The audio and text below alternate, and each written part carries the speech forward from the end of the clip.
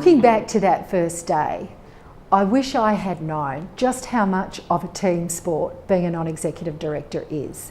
It's great to bring your skills and experience, but if you don't work together as a team, it's not going to have great outcomes. And I wish I'd known, when you're dealing with external advice, how to draw the line in exactly the right place so that you're in control of the architecture of the decision making and you're pulling from the advisors the best of what is, at the end of the day, only advice for the team to make a decision on.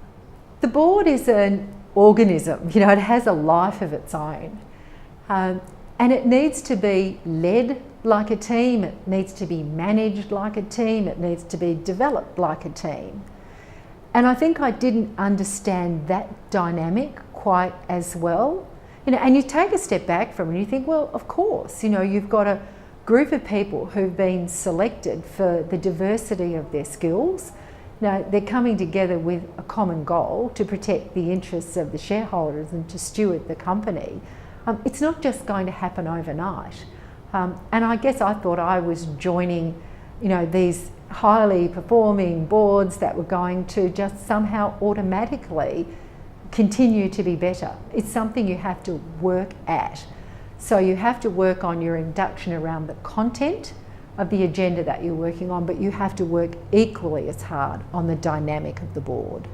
One of the big lessons that you learn as a new non-executive director is that advisors are different when you're a non-executive. They're different than the advisors you had when you were in management. The relationship with them is different. You have to use them in a different way. You need to be very clear who they're advising. Are they advising management? Are they advising the board? Now, we've got a lot of governance structures now that help us to understand that around remuneration, as a for example.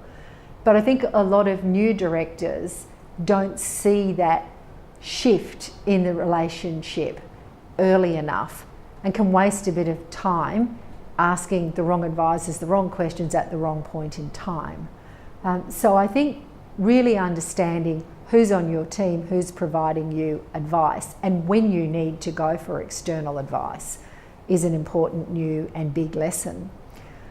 But you do have to remember that at the end of the day, it is advice. It's not an answer. It's not 100%. So you still have to apply your critical reasoning facility to it to determine what you will do with the advice that you have received. But if you're taking actions based on advice that you think is coming from a particular perspective, a particular objective in the advice, and you've got that set wrong, you can really head for disaster.